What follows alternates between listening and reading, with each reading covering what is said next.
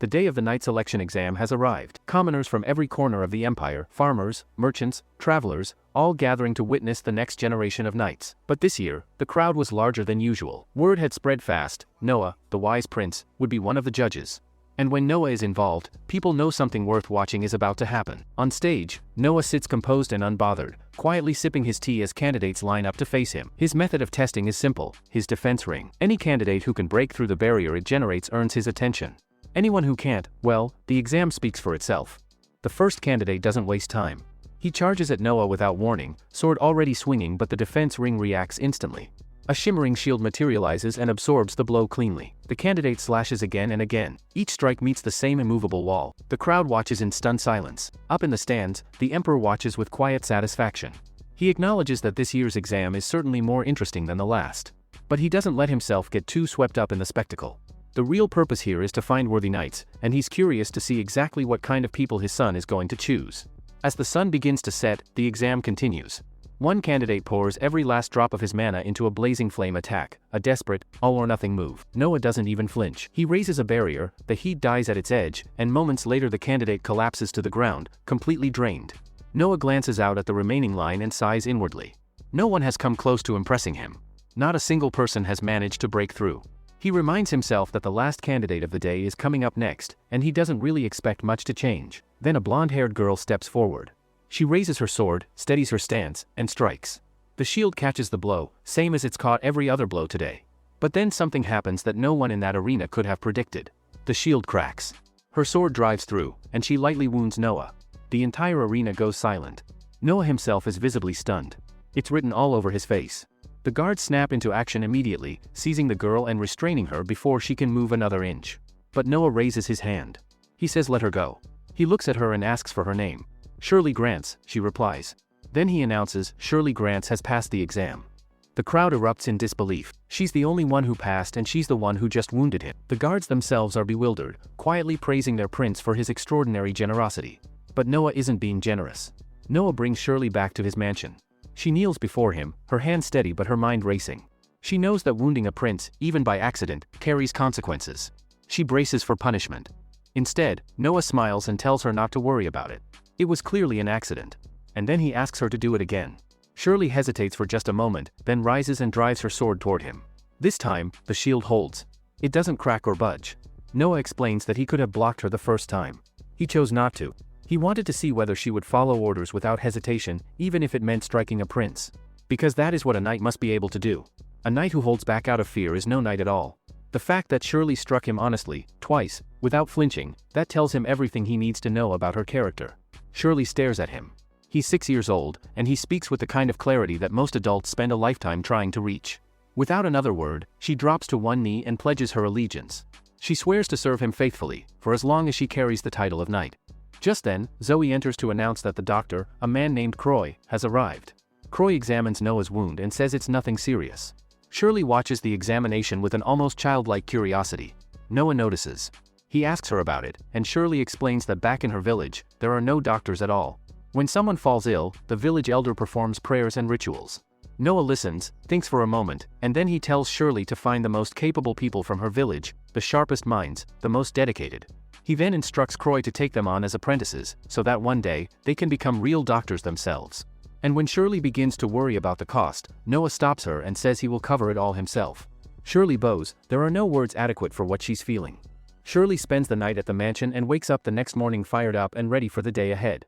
As she makes her way downstairs, she passes a couple of maids mid-gossip, the topic being which lucky woman might one day marry Noah.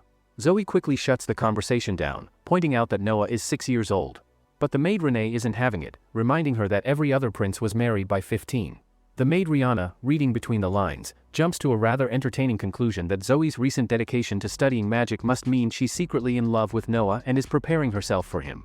Zoe sputters, goes red, and clarifies that her studies are about being useful to Noah, nothing more, nothing less.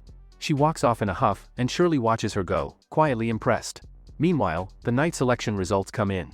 Only the best candidates were chosen. The kingdom's future is in capable hands, and that matters more to him than most people realize. To mark the occasion, Noah organizes a small celebration. He invites his old friend Alicia to perform, and he makes sure Byron is there too, surrounded by the very merchants connected to the royal family, giving him every opportunity to build his network. It's a celebration, yes, but Noah being Noah, every detail has a purpose. Then Zoe delivers a letter. No sender. No name. The person who dropped it off ran the moment it left their hands. Noah places his hand on the hilt of his sword and waits. Leviathan shows no reaction. The letter is safe. Inside is a warning, unsettling movements among the remnants of the Almrian rebels. The message is vague, but Noah pieces it together quickly. The person who sent this has gone undercover to investigate. And Noah recognizes the intent immediately. It's that soldier from before. The one who came to him with warnings about the rebellion. Zoe agrees. But Noah's expression turns grim. That's exactly the problem. The man has no training for this. No cover, no plan, no backup. He's going to get himself killed. Noah moves to inform his brother Henry so the situation can be contained before it spirals. But the next morning, it's already too late. Word reaches Noah that the soldier was exposed. He was captured and tortured. The only reason he's alive is because Henry's unit managed to pull him out in time. Noah blames himself. He should have recognized sooner what that man was about to do. The soldier stayed silent under torture, refused to give up a single piece of information, and Noah can't decide whether to be moved or devastated by that. He knows the truth. No information is worth what that man went through. Noah tells Zoe to pass word to Henry's unit, spare no expense on the soldier's recovery. Whatever it costs, they pay it. He can't afford to lose someone like that. The next day, Noah heads out with Shirley to find a gift for Henry, a thank you for handling the rebellion. They stop at a nearby antique shop. Noah browses through display after display of fine, expensive things, and none of it holds his attention. Then he spots something draped in a cloth, tucked to the side. He asks the merchant to uncover it. The cloth falls away to reveal a breathtaking glass sculpture of a goddess, the work of the legendary artisan Lindsay. Only 2 of these exist in the entire world. Noah studies it for a moment, then pays 10,000 reen. Then the door opens and Prince Oscar walks in. He stops and looks at the sculpture, then looks at Noah. And he sighs. Oscar explains that he already owns the other Lindsay sculpture and has been searching for the second one for ages to complete the set. And Noah, naturally, has just beaten him to it. Without a word, Noah walks back to the sculpture and destroys it. Everyone freezes. The merchant looks like he might faint. But Noah turns to him calmly and confirms that the full payment will still be delivered. Oscar stares for a second and then it clicks. He starts to laugh. With only one sculpture remaining in existence, its value has just doubled. The piece Oscar already owns is now worth twice what it was worth an hour ago. Noah didn't destroy a treasure, he created one. Oscar shakes his head in admiration. As they leave the shop, Noah notices Shirley has gone quiet. He asks her to speak her mind. She admits that while the move was undeniably brilliant, she was startled by it. Destroying something so beautiful, so rare, it didn't sit easily with her. Noah pauses and looks at her. He says, that sculpture wasn't the real treasure. It was just an object. He tells her that the real treasures are people. People who dedicate themselves wholeheartedly, who stay loyal when loyalty is costly, who give everything they have to something greater than themselves. Those people, that is what's truly precious. Shirley feels something settle in her heart. She'd read about leaders like this in history books, the kind who existed more as myth than reality. She vows, quietly and completely, to serve him for the rest of her life. Noah glances ahead. Good. I plan on collecting more treasures like that. And just like that, 6 years pass.